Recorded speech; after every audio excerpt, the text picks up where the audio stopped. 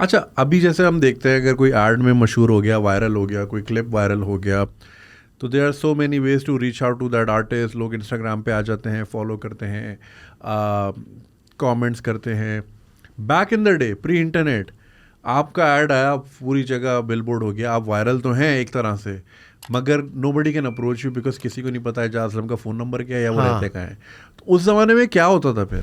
Fan कैसे मिलते उस थे? ज़माने में होता ये था कि आप एडवर्टाइजिंग एजेंसीज के थ्रू ही आपको काम की ऑफ़र होती थी, या फिर आप जिन फोटोग्राफर्स या जो आपके कॉन्टैक्ट्स होते थे उनके थ्रू आप चल रहे होते थे। लेकिन अब तो ये है ना कि जैसे जनरल पब्लिक भी, कोई भी छोटा ब्रांड भी है, बड़ा भी है, वो आपको डायरेक्ट अप्रोच इंस्टा के थ्रू कर लेगा, आपको सोशल मीडिया के थ्रू अप्रोच कर लेता है। उस ज़माने में ये मुश्किल ज़रूर थी।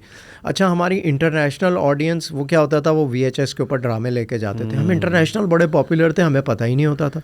जब हम ट्रैवल करते थे तो हम हैरान हो जाते थे, लोगों का हजूम जमा हो जाता था देखने के लिए।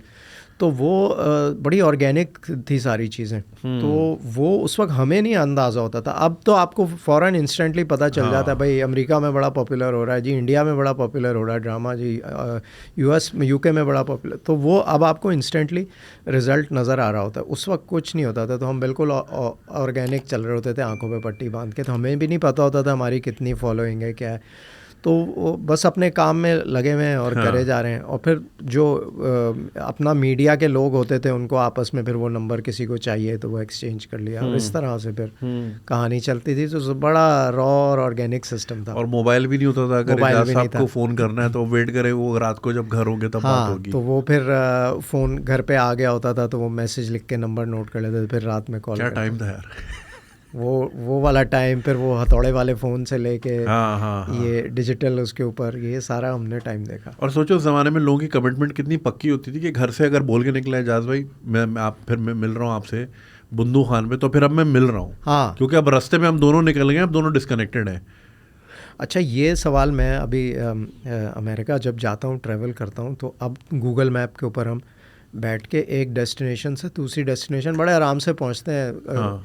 अब वो स्टेट टू स्टेट आप ड्राइव करके चले जाएं। तो मैं इस दफ़ा गया तो मैं पूछ रहा था पुराने लोगों से, मैंने कहा यार ये जब नहीं था गूगल मैप, तो आप कैसे ट्रैवल करते थे? अमेरिका में तो बड़े लंबे लंबे रास्ते हैं, मुश्किल हैं। तो वो कहते थे भाई हम घर पे मैप लेके बैठते थे और उस पे वो पूरा बनाते थे कि ये सिग्नल आएगा, यहाँ से टर्न होना है, और एक रॉन्ग टर्न मारा तो फिर घूम के पूरा वापस वहीं आना है। तो वो मैन्युअली वो उस तरह करते थे। तो इसी तरह हम भी भाई एक पॉइंट फिक्स कर लेते थे, उसके ऊपर जाना है।